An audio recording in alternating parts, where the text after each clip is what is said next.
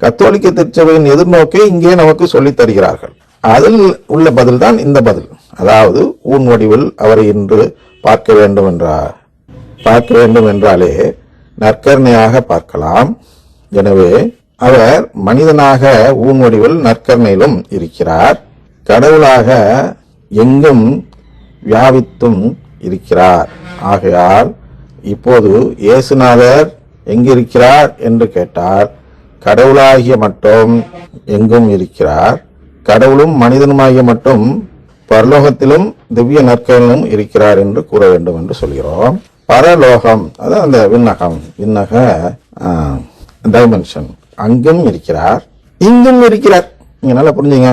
Portal என்றெல்லாம் சொல்வார்கள். அதாவது ஒரு டைமென்ஷன்ல இருந்து இன்னொரு டைமென்ஷனுக்கு போகும் ஒரு இணைவு இடம் இருக்கிறது என்றால் அதுக்கு பேர் போர்ட்டல் அப்படின்னு சொல்றோம், இல்லாட்டி போர்ட்டோல் அப்படின்னு தமிழ்ல சொல்றாங்க.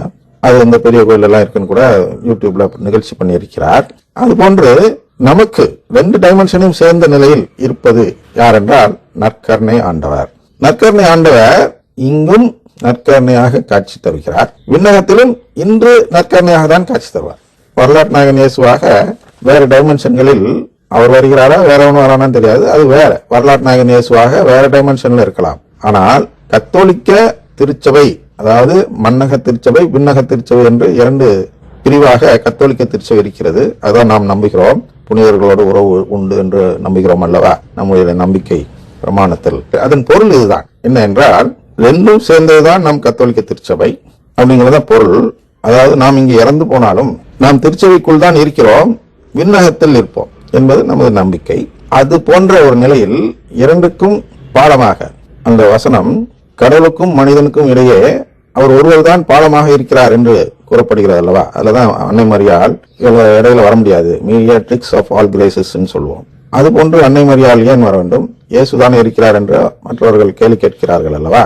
அந்த நிலைப்பாடு ஏன் இயேசு மட்டும் இருக்கிறார் என்றால் அன்னை மரியாள் அது போன்று இல்லைதான். மீடியாட்ரிக்ஸ் ஆஃப் ஆல் கிரேசஸ் உண்டு.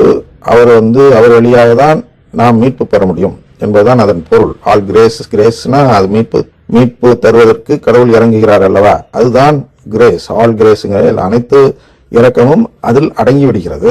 சரியா, அனைத்து ஆசீரும் என்று வேண்டுமானால் எடுத்துக்கொள்ளுங்கள். அந்த அனைத்து ஆசீர் நாம் எதை நோக்கி போகிறோம், உறவை நோக்கி தான் போகிறோம்.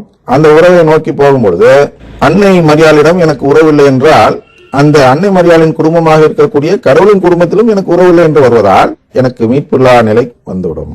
அதனால் அவர்கள் மீடியாட்ரிக்ஸ் ஆஃப் ஆல் கிரேசஸ் சொன்னா தப்பு இல்லை. ஆனா இது இன்னும் நம்ம இதுல டாக்மாவாக மாற்றப்படவில்லை. அதனால் அதை நம்ம ரொம்ப பேச தேவையில்லை. எங்க போகிறோம் என்றால் இணைப்பாளராக இருப்பவர் நற்கருணை ஆண்டவர் அப்படிங்கிற இடத்துக்கு போறோம். அப்ப அந்த டைமென்ஷனுக்கும் இந்த டைமென்ஷனுக்கும் இடையில் நற்கருணை ஆண்டவராக இன்று வீற்றிருக்கிறார். அங்கேயும் நற்கருணை பெறலாம், இங்கேயும் நற்கருணை பெறலாம், உடன்படிக்கை செய்யலாம், இங்கேயும் செய்யலாம், அங்கேயும் செய்யலாம். அதனால்தான் இறந்தவர்களுக்காக வேண்டிக் கொள்கிறோம், அவர்களுக்காக திருப்பலி ஒப்புக் கொடுக்கிறோம். அது அவர்கள் உடன்படிக்கை செய்து அதை மனமாற்றத்தின் அடையாளமாக அங்கே உடன்படிக்கை செய்து கடவுளிடம் தங்களுடைய விருப்பத்தை தெரியப்படுத்த நம்முடைய ஜெபம், இறந்தவர்களுக்கான ஜெபம் உதவியாக இருக்கிறது. சரியா? அப்ப ஏன் கடவுள் ஒவ்வொரு மனிதர்களும் இருக்கிறார் என்று சொல்லக்கூடாது என்று அவர்கள் கேட்கிறார்கள் என்றால் இதை சொல்லிட்டு இருந்தோம்னா அதை மறந்துடும். இது ஒரு ஃபேக்ட் தான்.